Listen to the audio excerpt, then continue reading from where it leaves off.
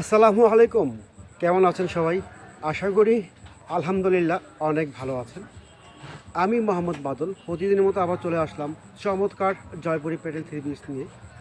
আর এই চমৎকার জয়পুরি প্যাটেল থ্রি পিসগুলো আপনাদেরকে আমরা দিচ্ছি একেবারে বিগ ধামাকা অফারে এবং ফাটাফাটি মূল্য ছাড়ে, বাংলাদেশ চ্যালেঞ্জিং প্রাইজে।